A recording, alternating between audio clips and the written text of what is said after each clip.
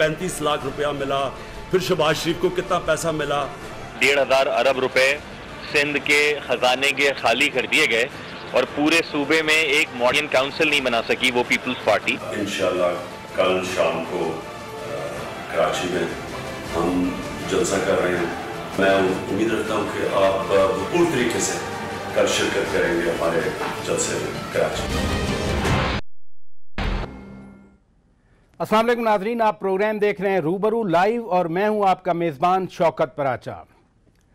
मुल्क में सियासी सरगर्मी अरूज पर है। कराची फिर जलसों का महवर बनने जा रहा है। जी हां, कल यानी बरोज़ हफ्ता शाम को पीटीआई के सरबराह इमरान खान और पीपल्स पार्टी के चेयरमैन बिलावल भुट्टो जरदारी कराची में दो बड़े जलसे करेंगे। इमरान खान ने तो आज थोड़ी देर पहले अपने पैगाम में कह दिया लोगों को, इंटीरियर सिंध वालों को भी और अर्बन सिंध वालों को भी, कि आप इस जलसे में ज़्यादा से ज़्यादा तादाद में शिरकत करें ताकि कराची को दोबारा रोशनियों का शहर बनाया जा सके। भुट्टो जरदारी ने तो इस जलसे के लिए बड़ा दिल दिखाया था। गुलशन इकबाल पार्क की जगह जो पीपल्स पार्टी जहां 12 मई को कल जलसा करना चाह रही थी, बिलावल भुट्टो ने ऑफर कर दी थी बाकायदा पीटीआई को कि आप जलसा करें, हम किसी और जगह पे जलसा कर लेंगे। और कल दोनों जमातें किसी और जगह पर कर रही हैं। नून लीग आज मुल्तान में यानी जनूबी पंजाब में अपनी ताकत दिखा रही है। अभी कल ही की बात है, जनूबी पंजाब सूबा महाज के लोग पीटीआई में शामिल हुए थे। आज मियां मोहम्मद नवाज शरीफ उनको क्या पैगाम देते हैं। नून लीग तो वैसे चेयरमैन नैब को भी बड़े पैगाम दे रही है। आज भी मुस्लिम लीग नून की सेंट्रल एग्जीक्यूटिव कमेटी ने चेयरमैन नैब से दोबारा इस्तीफे का मुतालबा किया और वजह वही है जो जांच पड़ताल का हुक्म मिला है कि 4.9 बिलियन डॉलर यानी 4.9 अरब डॉलर पाकिस्तान से भारत गए और जिसका जिक्र वर्ल्ड बैंक की immigration and remittances fact book 2016 में है। उस हवाले से आज फिर नून लीग बरहम दिखाई दी। हमारे ये आज के इंतहाई संजीदा मौज़ूआत हैं और इन मौज़ूआत के मुताबिक ही हमारे बहुत ही सीनियर पॉलिटिशियन आज मेहमान हैं। मुझे ज्वाइन किया है साबिक वफाकी वज़ीर दाखिला, पार्टी के मरकजी रहनुमा और सेनेट स्टैंडिंग कमेटी बराए अमूर दाखिला के चेयरमैन जनाब रहमान मलिक साहब। मुझे कराची से ज्वाइन किया है सेनेटर ताहिर हुसैन मशहदी साहब ने, जो सियासी तजज़िया निगार हैं, दिफाई तजज़िया निगार हैं। मशहदी साहब बहुत शुक्रिया। आपको ये भी मुबारक दे, आपको सेनेट का एक फोरम है जो कि पॉलिटिकल एनालिसिस फोरम है, उसका बाज़ाब्ता तौर पर बनाया गया है। आप इस्लामाबाद भी आते रहेंगे। नाजरीन, पीटीआई के भी किसी रहनुमा से हम बात करेंगे। मलिक साहब, आपसे प्रोग्राम का आगाज करता हूं। कल 12 मई को पीपल्स पार्टी कराची में जलसा करने जा रही है। क्या इस जलसे से कराची में पीपल्स पार्टी का वोट बैंक बढ़ जाएगा? देखिए जी, वोट बैंक तो हमारा है। इससे पहले जैसे इलेक्शन होते रहे हैं वहाँ पे कराची में, उसमें किसी को शक नहीं होना चाहिए। पाकिस्तान पीपल्स पार्टी पूरे पाकिस्तान में है और इंशाल्लाह आप देखेंगे कि कराची में जिस अंदाज से अवाम हमें चाहेगी और जिस अंदाज से हमें वोट मिलेगा और जिस तरह से हम सीटें जीतेंगे वो आपके सामने है। हमें हमारे चेयरमैन ने होप दी है एंड रियली फ्रैंकली स्पीकिंग और ट्रूली स्पीकिंग इस वक्त बिलावल भुट्टो जरदारी साहब जो हैं आने वाले वक्त की होप है, नौजवान हैं। और अगर कोई हम जैसे लोग और हमारी एज के लोग ये समझें कि वो यूथ को रिप्रेजेंट करते हैं तो गलत बात है। यूथ को जो रिप्रेजेंट कर रहे हैं वो बिलावल भुट्टो जरदारी ही हैं और इंशाल्लाह देखें कराची की यूथ भी बाहर निकलेगी, कराची के लोग भी बाहर निकलेंगे, पूरे पाकिस्तान के लोग बाहर निकलेंगे और इंशाल्लाह वो तीर पे निशान लगाएंगे। मलिक साहब, लेकिन ज़रा मेरी बात सुन लें। अभी 2-3 दिन पहले हमने देखा कराची में उस रात को जब दोनों जमातें यानी इसी जलसे की वजह से जो कल होने वाला है, पीपल्स पार्टी के कारकुन और पीटीआई के कारकुन आमने सामने आए। वहाँ फिर जो कभी कराची में हम देखा करते थे बड़े अनफॉर्चुनेट वाक़यात, वो हमें देखने को मिले। कराची की सियासी कुव्वत तो एमक्यूएम रही है, इसमें कोई शक नहीं है। अब जलसों का मुकाबला पीपल्स पार्टी और पीटीआई कर रही है। क्या कराची के सियासी हकायक अब तब्दील हो रहे हैं? नहीं, देखें, किसी ने कोशिश की थी तो मुकाबला करें, लेकिन जिस बुर्दबारी का इजहार बिलावल भुट्टो जरदारी साहब ने किया, उनका स्ट्रेचर उनसे बहुत बड़ा। उन्होंने अपना दिल बड़ा किया और इतना दिल बड़ा किया कि अपनी होते हुए भी पीटीआई ने केस रजिस्टर कराया और उस केस को रजिस्टर को होने दिया और धौंस भी आके बहुत ज़्यादा जमाई।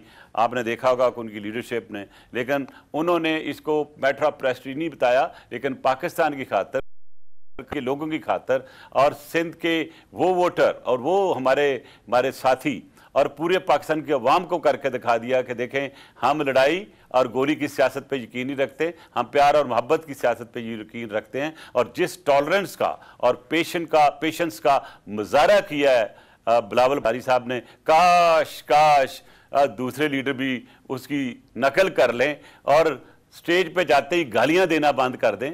और जिस अंदाज से वो गालियां देते हैं और जिस अंदाज से वो क्लेम करते हैं और जिस अंदाज से वो अपने लाते हैं, तो ऐसा लगता है कि सियासतदानी कोई म्यूजिक का बंदा बोल रहा है, कोई गाने वाला बोल रहा है, कोई म्यूजिशियन बोल रहा है। और म्यूजिशियन की एक्टिंग जो करते हैं वो मेरा ख्याल सियासत से शायद दूर ही रहनी चाहिए। इधर ही मलिक साहब, इधर ही रुकिए। नाजरीन, सीनियर लीडर पीटीआई नईमुल हक साहब हमारे साथ मौजूद हैं। अस्सलाम वालेकुम नईमुल हक साहब। जी वालेकुम अस्सलाम। बहुत शुक्रिया, अमल कर रहे थे, लेकिन मैं फिर कहूँगा आप हमारे लिए खसूसी वक्त निकालते हैं।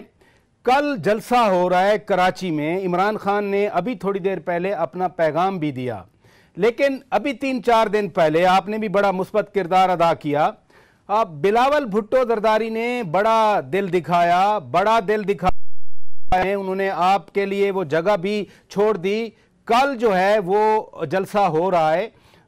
मोरल ग्राउंड पे तो बिलावल स्ट्रांग होंगे कल जलसे में।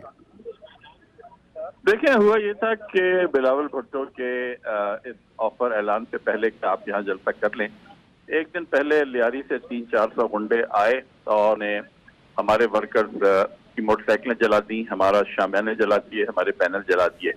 उसके बाद फिजा इतनी खराब हो गई थी कि बिलावल भुट्टो के ऑफर में कोई जान रह नहीं गई थी।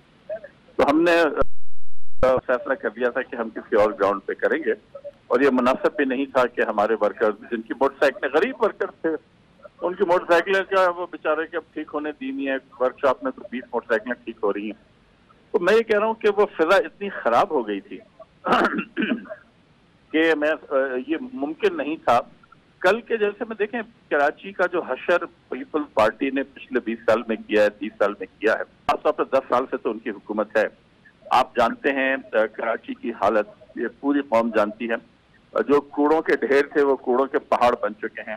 कराची की जो बल्दियाती हुकूमत है उसको अभी तक पीपल्स पार्टी ने कोई पैसा नहीं दिया कराची पे खर्च करने के लिए। और जो करप्शन है उसके मुताल्लिक अगर मैं आपको, क्योंकि मेरा ताल्लुक कराची से है, और कहानियां सुनानी, हर बिल्डिंग पर कमीशन बनाया जाता है और वुज़रा हर इन्वॉल्व है। और आपको पता है इनके 2-3 वुज़रा के घरों से कितने करोड़ों अरबों रुपए निकले हैं। तो मैं समझता हूँ कि और तारीखी तौर पर पीपल्स पार्टी कराची में एक फिर ये 2 सीटें ली हैं इन्होंने। अब कराची की 21 सीटें हैं। ये पेशेंट गोई है कि ये 2 से ज्यादा सीटें नहीं लेंगे। ये फरमाइए थोड़ा सा आगे बढ़ते हैं। और नईमुल हक साहब ये फरमाइए, थोड़ा सा आगे बढ़ते हैं। और जमातों से ज्यादा सीटें लेगी कराची में। नईमुल हक साहब एक और क्वेश्चन। ये भी कर रहे हैं पीपल्स पार्टी वाले भी, हम भी कर रहे हैं जलसा। और परसों वहां पर वो जो पश्तून जो तहफ़्फ़ुज़ मूवमेंट है वो भी कर रही है। और अल्ताफ हुसैन ने तो ऐलान कर दिया है कि जो तमाम महाजर हैं वो पश्तून मूवमेंट के जलसों में शिरकत करें। तो कराची की फिजा इस वक्त सियासत से भरपूर है और मुख्तलिफ जो पार्टियां हैं वो अपनी सोच का ऐलान करेंगी। कराची वालों के लिए एक अच्छा मौका है, वो समझ लें कि कौन सी पार्टी का माजी क्या है, किस नईमुल हक साहब आपकी तवज्जो एक और इशू पे चाहूंगा।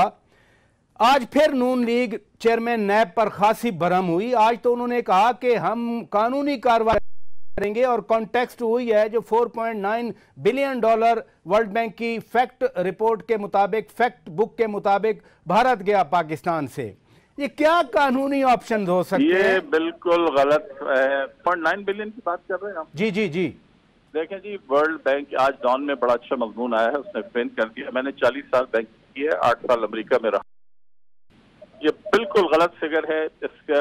और अगर आप वो मजमून पढ़ लें, उसमें सारी खुर्रम हुसैन का मजमून है डॉन में। आपको पता चल जाएगा कि ये एक फेक फिगर है। कोई पैसा यहाँ से नहीं गया, किस मकसद के लिए गया, किसने भेजा, क्या खरीदो फरोख्त हुई, ये तो कुछ हुआ ही नहीं। तो वो एक एक्सरसाइज, एक मशक चल रही थी, वो इंटरनेशनल रेमिटेंस के हवाले से। उसकी बुनियाद थी कि कितने एक मुल्क के लोग दूसरे मुल्क में रहते हैं, उसकी बुनियाद पर वो एक अंदाजा लगाकर हुकूमत की मुंतकली की जो एक रकम थी उसका ऐलान कर रहे थे। तो मैं इतना ही कहूंगा कि वो बिल्कुल फेक थी और नैब से बहुत बड़ी गलती हुई। मैं बैंकर की हैसियत से कह रहा हूँ। यानी नईम उल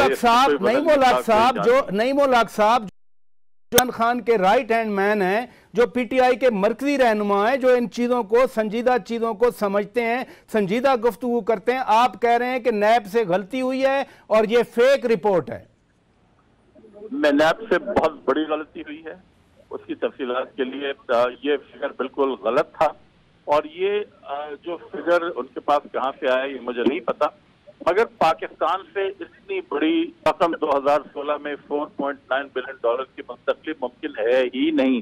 पाकिस्तान का जो एक माली निज़ाम है उसमें इतनी गुंजाइश ही नहीं है। पाकिस्तान वहां से कोई चीजें खरीदता ही नहीं है हिंदुस्तान से, जो चीजें उसके मकबूल पे।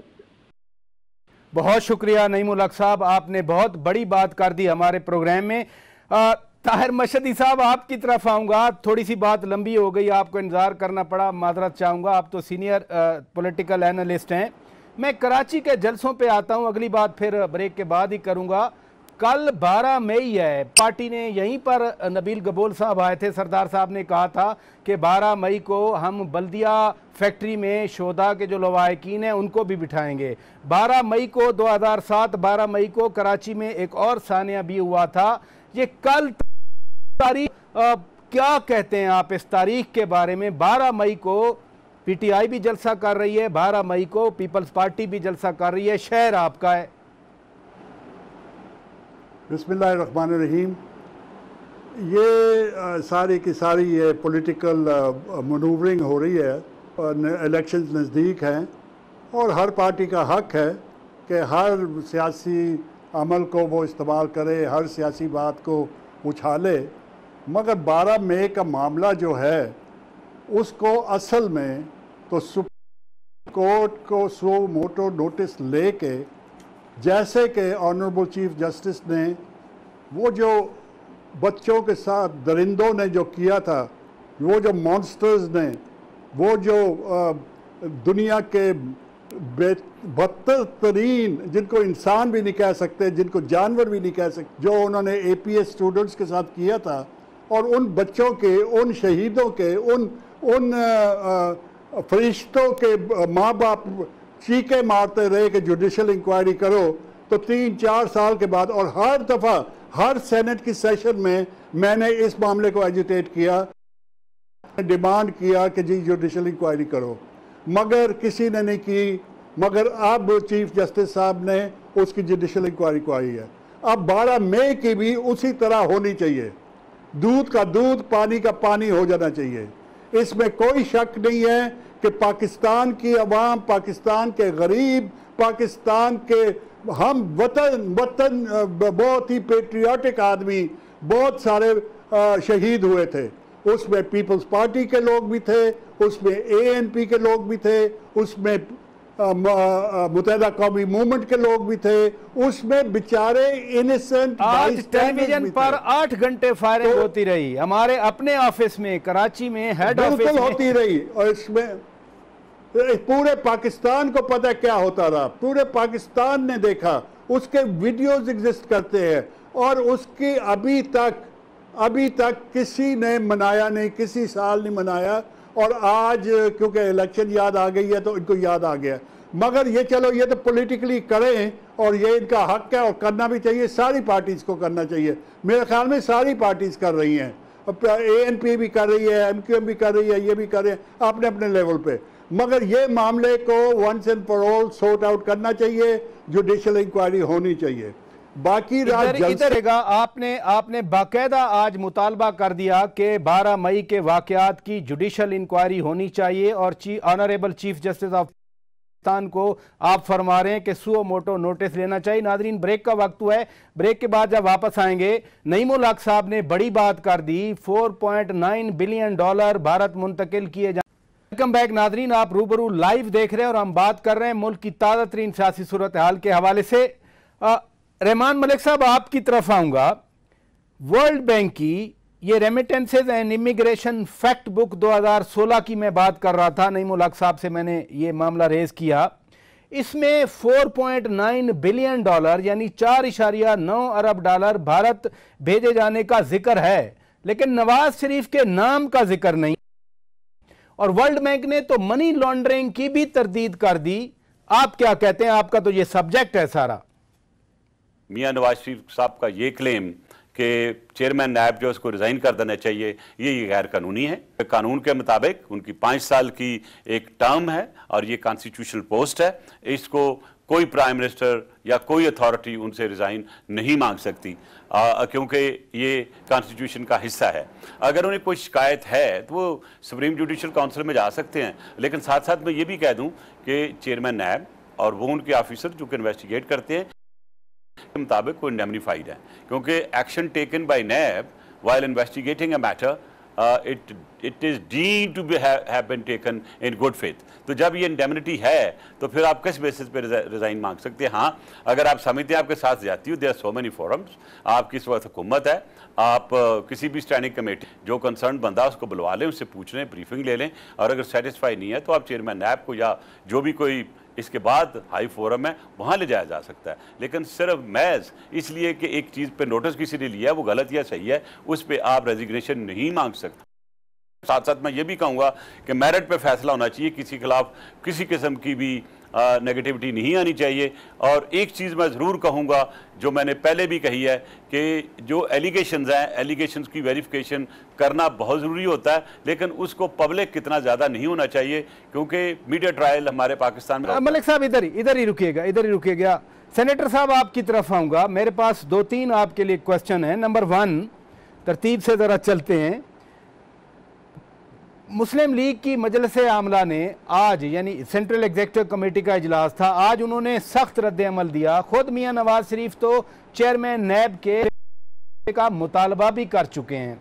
अब इस तरह की जांच पड़ताल पाकिस्तान में हज़ारों होती हैं, और आपने देखा मलिक साहब भी कह रहे हैं कि नैब कानून के मुताबिक अगर कोई कंप्लेंट आ जाए तो कंप्लेंट वेरिफिकेशन करना न सिर्फ उनका हक है बल्कि उनकी कानूनन जिम्मेदारी भी है। मीडिया रिपोर्ट्स पे पहले भी कंप्लेंट वेरिफिकेशन होती, जांच पड़ताल पहले भी रिपोर्ट्स पर अगर कोई एनोनिमस लेटर भी आ जाए तो फिर भी नैब कानून के मुताबिक उनको कंप्लेंट वेरिफिकेशन करना होती है, जांच पड़ताल करना होती है। ये जांच पड़ताल तो डॉक्टर आसिम हुसैन की भी हुई होगी, ये जांच पड़ताल तो शर्मन की भी हो रही है, फिर इतना सख्त रद्द-ए-अमल नून लीग को दिखाना चाहिए। मैं बिल्कुल अग्री करूंगा, जो कि आईनी बात है, उसको ऊपर ना हम जा सकते हैं, ना रहमान मलिक साहब, ना नईमुल हक साहब। वो एक कॉन्स्टिट्यूशनल फॉर 5 ईयर्स, उसको ना कोई रिमूव कर सकता है, ना कोई वो मांग सकते हैं रेजिग्नेशन वगैरह। और वो बिल्कुल सही है कि वो जो भी काम करते हैं वो इन good faith in the national interest.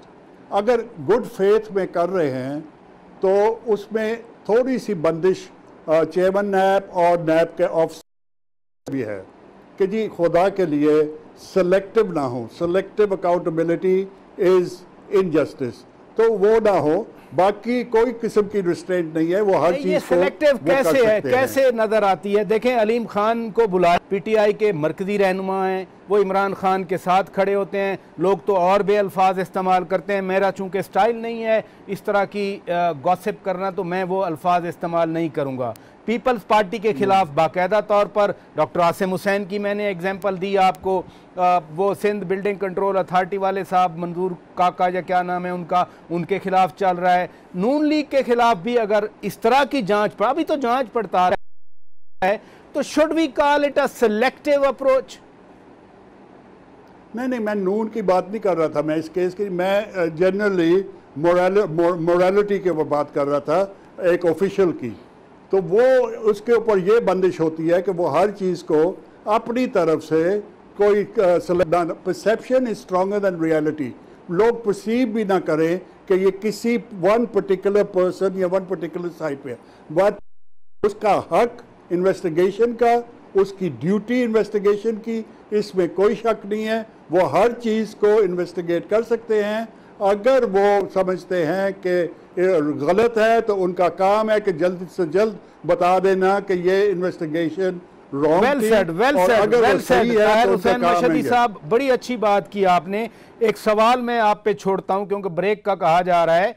जिस तरह अभी आपने खुद सुना, मुझे तो यकीन नहीं आ रहा, नईमुल हक साहब कह रहे थे कि ये फेक रिपोर्ट है, पाकिस्तान से इतना ज्यादा सरमाया जा नहीं सकता भारत, और चेयरमैन नैब को ये बयान नहीं देना चाहिए था। इन सियासी सूरत हाल के हवाले से सेनेटर कर्नल ताहिर हुसैन मशहदी साहब, मैंने ब्रेक से पहले एक सवाल छोड़ा था। इतनी बड़ी कंट्रोवर्सी चली हुई है मुल्क में, और अगर पीटीआई के एक रहनुमा, और वो भी जनाब नईमुल हक साहब ये कि ये फेक न्यूज़ है 4.9 बिलियन डॉलर भारत जाने की, और इस इशू पर जहां नून लीग वाले चेयरमैन नैब का इस्तीफा भी मांग रहे हैं, ये पीटीआई का बड़ा दिल है, नईमुल हक का बड़ा दिल है, ओपन है, जिन्होंने इतनी बड़ी बात कर दी। वो खामोश भी तो रह सकते थे। क्या कहेंगे आप? तो एक सियासी तजदिया निगार हैं खुद।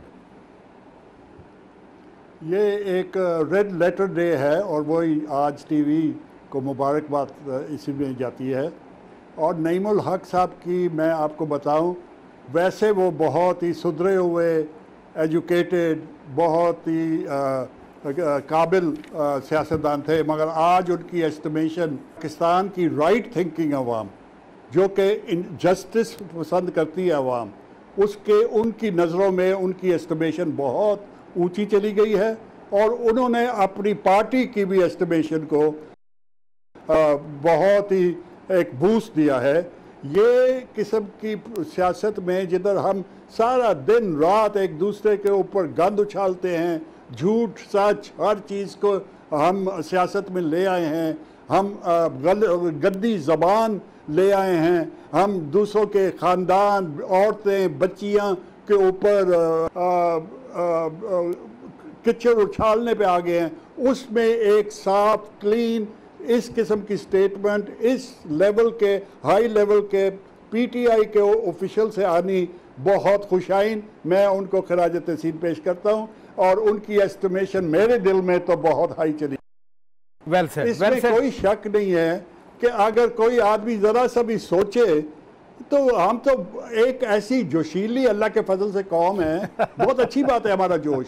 हमारे अगर जलसे में 20,000 लोग होते हैं तो हम कहते हैं कि जी 2 मिलियन थे। 2 मिलियन का मतलब होता है 20 लाख। अच्छा, उसके बाद अगर हम इलेक्शन में 10 वोट से जीतते हैं तो हम कहते हैं स्वीपिंग विक्ट्री।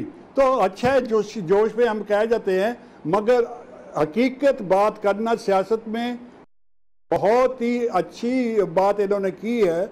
अब आप देखें 4.247 बिलियन डॉलर्स कोई मजाक नहीं है, वो तो हमारी बजट से भी ज्यादा है। 500 अरब रुपया बनता है। अक्लमंद आदमी के दिमाग में आ जाता है। मशहदी साहब 500 अरब रुपया बनता है। इसी नुक्ते पे रुकिए, इसी नुक्ते पे रुकिएगा। वो तो बहुत अच्छा, मगर सियासत में सच लाना मुबारकबाद उनको मैं देता हूँ। Thank you. इसी नुक्ते पे रुकिएगा। मलिक साहब, आपकी तरफ आऊंगा। कुछ और भी क्रूशल डेवलपमेंट्स हुई हैं। मसलन आज पाकिस्तान में भी अमेरिकी कारों की नकलो हरकत पर रेसिप्रोकल बेसिस पर वही पाबंदियां आयद की गई हैं जो अमेरिका की तरफ से पाकिस्तानी सफारतकारों पर हुई हैं। ये क्या मकसद आपको नजर आता है? ये महज इस वजह से है कि चूंकि अमेरिका ने लगाई हैं तो हम लगाएंगे, या अमेरिकन डिप्लोमेट्स को कुछ और लोगों से मिलना रोकना मकसूद है? मैं आपसे इन डेप्थ एनालिसिस चाह रहा था। देखें, इसकी कोई भी वजह हो सकती है, लेकिन एक जो कानूनी जवाब पाकिस्तान के पास है वो बिल्कुल ठीक है कि कानून के मुताबिक जो भी आपके डिप्लोमेट्स हैं वो जेली प्लेट नंबर लगा के गाड़ी नहीं चलाते, और अगर वो सामान अपना लाते हैं तो वो डिक्लेयर करना पड़ता है। सिर्फ और सिर्फ अगर छूट है डिप्लोमेटिक, तो वो है डिप्लोमेटिक जो बैग होता है वो चेक नहीं होता।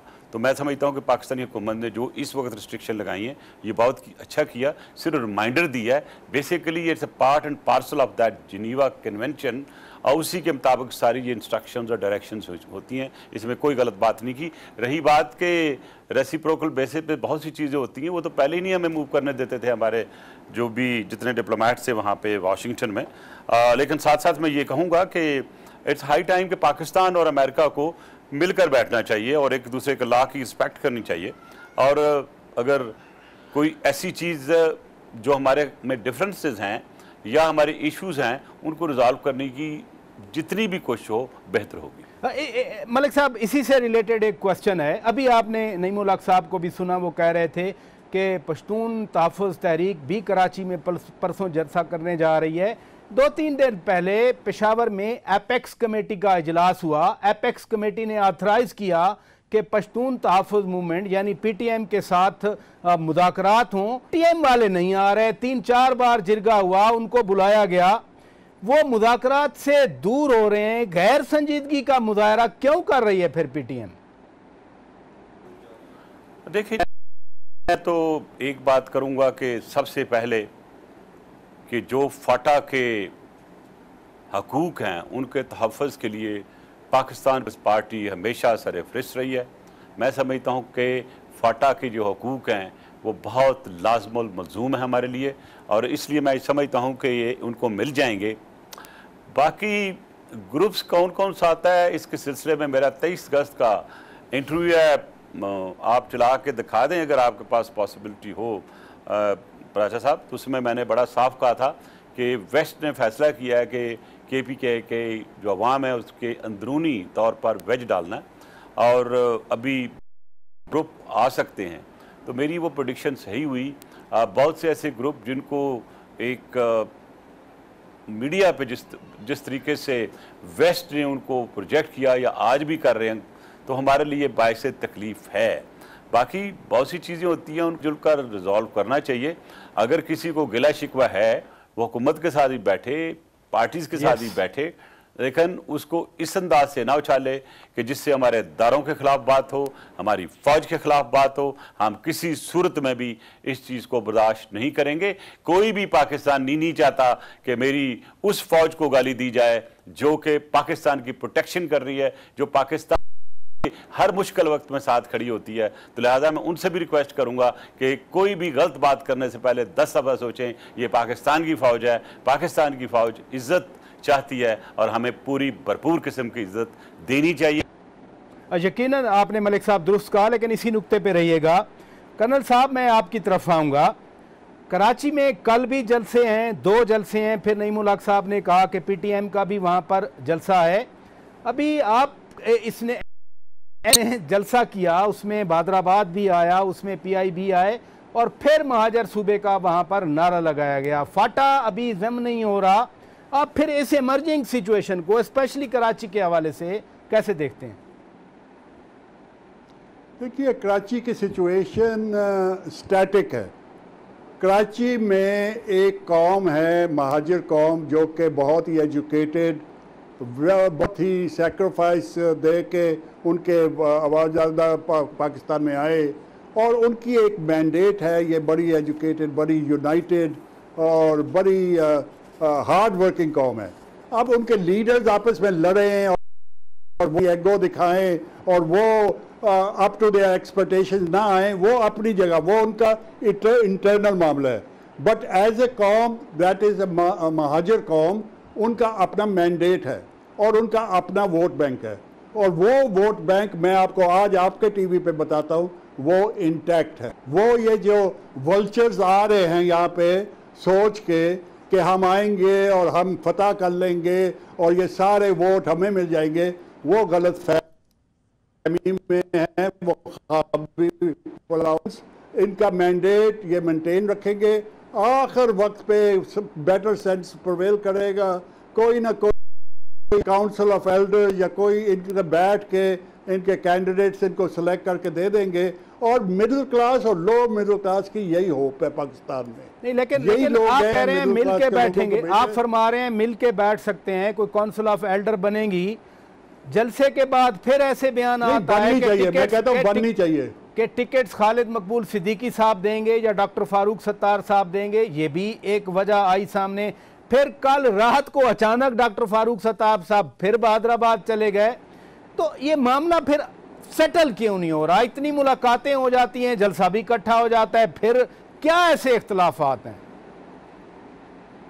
ये जब आप आम आदमी को, आम लोअर मिडिल क्लास के आदमी को एक नेशनल लीडर बना देते हैं और आप समझते हैं कि आपने जायंट क्रिएट कर दिया, तो वो जायंट नहीं होते, वो पिग्मीज ही होते हैं। और वो जब पिग्मीज होते हैं तो वो आपस में लड़ते हैं और लड़ते हैं, तो वो फिर क्लैश ऑफ दी एगो आ जाता है। तो ये सारी की सारी छोटी मोटी पावर स्ट्रगल है जो कि हर जगह होती है, हर घर में भी होती है, हर ख़ानदान में भी होती है, हर इंस्टीट्यूशन में भी होती है, हर पॉलिटिकल पार्टी में होती है। इसी नुक्ते पे रहिएगा। मैं मलिक साहब जो बात फरमा रहे हैं ताहिर हुसैन मशहदी साहब, इसी को आगे लेके बढ़ता हूं कि इख्तलाफात होते रहते हैं पार्टियों में। आपकी पार्टी ने सराइकी सूबे का, जनूबी पंजाब सूबे का नारा लगाया, सेनेट में बिल भी पास हुआ, लेकिन अभी हमने देखा कि 4.5 साल तक नून लीग के मेंबर्स रहने के बाद एक ग्रुप बना जनूबी पंजाब सूबा महाज, और फिर उन्होंने जाकर पीटीआई में शमूलियत अख्तियार कर ली। शायद आपकी पार्टी की भी नजर थी इन लोगों पर। अब क्या इस नए सिनेरियो के हवाले से? मैंने इसका बहुत बड़ा आर्टिकल लिखा था आज से 1 महीना पहले, उसको नाम मैंने दिया था सीजनल माइग्रेशन ऑफ पॉलिटिशियंस। तो ये परिंदे जब एक जगह ठंड हो जाए या कोई चांस ज़्यादा ना हो वहाँ कुछ मिलने का, तो लोग माइग्रेट कर जाते हैं। तो ये वो माइग्रेशन है, वो इस होप में कि शायद हमें यहाँ कुछ मिल जाए। लेकिन अब फैसला अब हमने करना है कि क्या उन्होंने उनको देते हैं, उन पंछियों को साथ रखना है जो पंछी वक्त आने पे और जो पहले वादे वहीद उन्होंने अपनी आवाम के साथ किए थे उसका ख्याल ना रखते हुए अगर चेंजिंग पार्टी पोजीशन रहेगी तो मेरा हमारी आने वाले वक्त में भी ठीक नहीं होगा। और मैं ये कहूँगा कि पाकिस्तान की सियासत का सियासी अलमिया ये जिस अंदाज जो है पाकिस्तान की एक पर्टिकुलर डायरेक्शन की तरफ जा रही है जिसके अच्छे नताइज नहीं हो सकते। बहुत शुक्रिया मलिक साहब, वक्त ख़त्म हो चुका है, वरना मैं और भी